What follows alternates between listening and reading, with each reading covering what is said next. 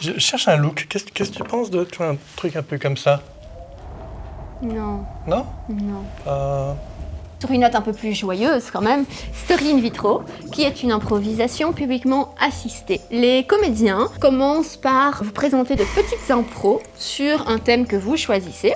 Et puis c'est vous, encore une fois, qui allez choisir, qui allez décider quelle scène vous avez préférée. Sur base de votre vote, ils vont prendre cette impro et en faire une longue impro de 40 minutes. Donc un joli petit bébé de 40 minutes qui va naître sous vos yeux. C'est pas mignon ça? Si vous êtes à un repas, sachez que vous risquez d'être mangé dans ce spectacle puisqu'il s'agit de la table. Dans ce spectacle, vous allez pouvoir être mangé par 3 ou 4 comédiens autour d'un contexte qui va être donné par le public. Et à partir de là, une histoire va être racontée où les comédiens vont vous manger. Si vous êtes à un repas, hein, si vous n'êtes pas à un repas, évidemment, ça ne vous concerne pas. Mais si vous êtes à un repas, les comédiens vous mangent tout en racontant cette histoire dans le contexte donné par le public.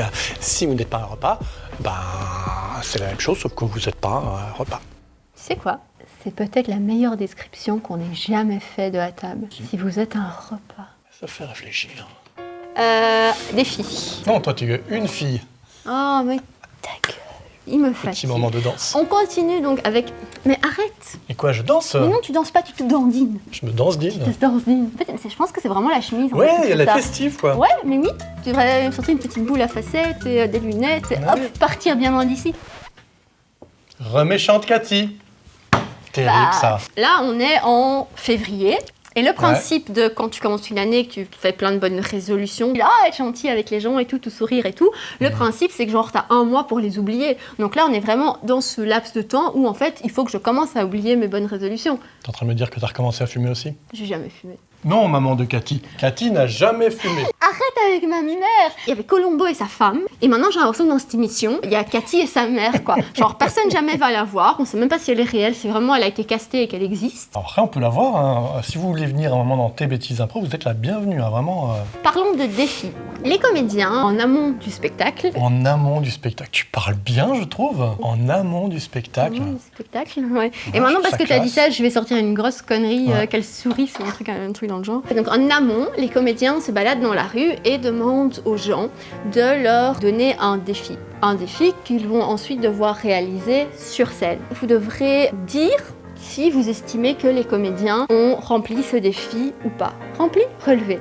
Et le tout dernier défi qui est joué chaque soir est en fait un défi que vous lancez aux comédiens. Je me suis vraiment senti très... Ouais, hein, la rue, la fortune, Annie Pujol, je monte ok. les lettres, tout ça. Mais c'est ça, c'est ça. Pour apprendre très tôt aux enfants le vice du jeu, nous avons Bingo Kids, un spectacle pour enfants dans lequel ils jouent à une vraie partie de bingo. Vous recevrez une vraie grille que vous remplissez au fur et à mesure des tirages de boules. Sauf que, évidemment, tout ça, ces tirages de boules, ça a été difficile, un tirage de boules.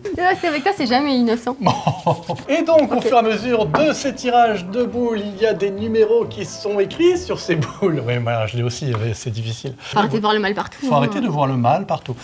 Et donc, au fur et à mesure, votre grille se remplit. Évidemment, des improvisations sont jouées à chaque nouveau tirage. Et à la fin, il y a bel et bien un gagnant. Et le gagnant gagne un cadeau. Et ça, c'est chouette. Et c'est un spectacle qui est à la fois très drôle pour les enfants, mais aussi très drôle pour les parents, mais pas au même moment. C'est d'ailleurs le slogan du spectacle. Je termine souvent avec la voix qui descend un peu. C'est un peu Pierre Bellemare. Un peu Pierre Bellemare. On finit la semaine avec Huntress and Healer, qui est un spectacle joué exclusivement par des femmes, et ça c'est génial. Elles s'emparent du quotidien, de la vie quotidienne, pour en faire des aventures. Le principe est que le bon et le mauvais coexistent, qu'on peut trouver du mystère, des quêtes et de la bravoure dans les endroits dans lesquels on s'y attend le moins.